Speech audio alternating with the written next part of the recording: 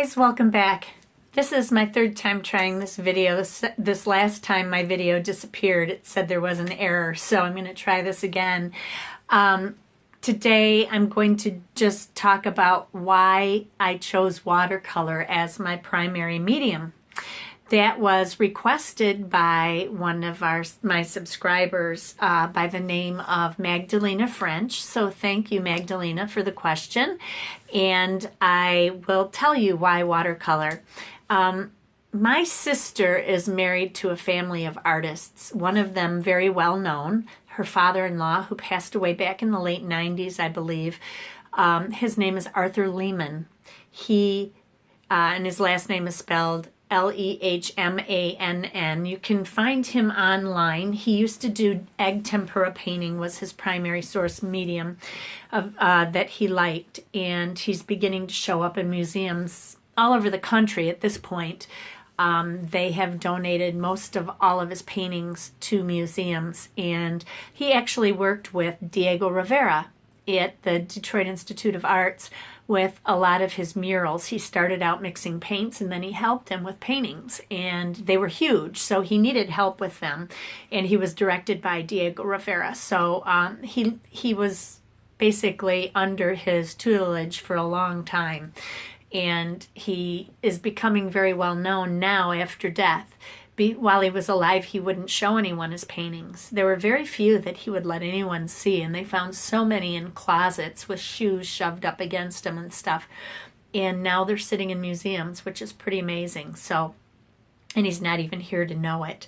But that gave me a great interest in art. But there are a couple artists, other famous artists, that really were an inspiration to me.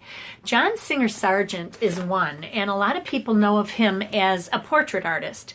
But later in his life, he started to get into watercolor and really went gangbusters and had over 2,000 paintings that have been seen by the public.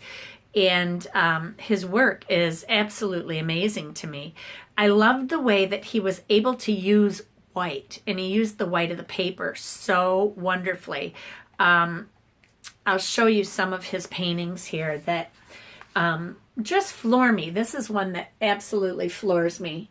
Look at the white on that building. He used just slight brushes of either a raw sienna or yellow ochre and some grays. And look at how he made that building stand out. But all of his stuff, here's a portrait in watercolor. Laundry. Isn't that just amazing? Look at that work. So and his watercolors are bright. They're not drab to me. That's a close-up of one. Here's some pears. But anyway, John Singer Sargent, to me, is just an amazing artist. And you can Google him, S-E-R-G-A-N-T. Here's one that I really love. So anyway, he was a big influence to me. Also, a more recent artist, he died in the early 1920s, I believe, born in the 1800s. And he loved Claude Monet, so he tried to use a lot of his impressionistic techniques in his watercolor, which to me was just fantastic because Monet was an oil painter. Then there is Zoltán Szabó, who was a Hungarian man who went to art school in Hungary, then emigrated to Canada in the 1940s, I believe, 1949, and then from Canada, he came over to the U.S. in 1980. So he was kind of seen from 1980 to 2003 in the U.S. He was kind of seen as an American. They called him an American painter, when really he was Hungarian. But I don't know if he gained citizenship here or what. But he has some beautiful landscapes that I love. Look at that winter landscape. It's just absolutely beautiful. And he put every leaf on the trees, which is so cool. You don't see that. This is one that I love, where he has the white of the paper doing the work for him, and a lot of negative painting with pale washes of green and oranges. Just gorgeous. Just absolutely gorgeous. And then here's a picture of him later in life. He died in his 70s, so this might have been sometime before he died, but just an amazing, amazing artist. So the question then is, why do I choose watercolor? Watercolor was my first medium of choice, and my reasoning for that was because I had spoken to artists who said, watercolor is hard to learn, especially after you've learned the other mediums. Now, I don't really truly agree with that, but there are many artists out there who believe that, and they're intimidated by watercolor because with oil, acrylic, you can choose a loose style, or you can choose to be more tight in your painting and precise. With watercolor, you can do some of that, but with watercolor, you're kind of at the mercy of the pigment doing its own thing and spreading out and doing whatever it needs to do. And you can guide it. And a lot of people don't realize that if you keep the paper dry, you can guide it to where it needs to go. But you have to be quick and fill in so that you don't get lines and blooms and things like that that we don't want to see. But so that inspired me to start in watercolor. So I took a watercolor class, and I took it at my local college, and that artist taught us how to paint by using transfer techniques and to see color, to see pigment, and to try to match that color by putting it on a piece of paper and holding it up to our photos. Sometimes the photos were dark, and she'd say use your imagination and bring it to life and things like that. So here are some of my first paintings. I believe this is my first one. No. I'll show you my first one. They're not very good, let me tell you. But you can see this was the first painting I ever did, and she taught us the salt technique. And it's so funny to me to see this. That was it. And I didn't know what I was doing. And I was basically just coloring in like a coloring book. And then we used the salt technique to make the pavement kind of cracked and funny looking. So that was it. You guys are seeing my first work. And that was after transferring this so that I could actually paint it. Then from there, we moved on to a lily pad. This one I worked very hard on. I started it over the first time it didn't work. And I overworked a lot of the water. And then after I finished, I thought it needed something else, so I added a frog into the bottom. This was all transfer. Hang on, I'm sorry. So I added the frog to the bottom of this, but this was the second painting that I did, and I worked on it over a couple of weeks. The flower was very difficult for me, trying to glaze in. She was teaching us glazing and how to add layers of color on, starting faint and then adding in the layers of color. So that was my second painting I did. That was my third painting. This was my second painting. I told you that yesterday. The cardinal, we did that. And then I did the frog. Then we started working on our own work. Well, this was another one that she gave us, and I tried. I failed miserably on this. I think I could do it now without any problem, but it was a boat, and when you look at it close up, there's a lot of problems with it, but it's just like an abandoned boat sitting in the sand, and that was hard for me. Then we went on to doing our own work, and I did this. That was one of them that I did. I think that came from a book where you could transfer the pictures. And then this was another one that I did. So these were all done in the first few months of my watercoloring classes. So if you have a local college and you can afford maybe $100, $200 to do that, then I think it's worth it. This one is another one that I did. And whoops. Here's the kind of things she gave us. She'd give us these to work with, and then we'd transfer them. That painting didn't work out well for me. Then there's this one that I did, and again, I overworked it. I was overworking the water, and I can feel the roughness to the paper. This was all done on Strathmore 400 series watercolor paper.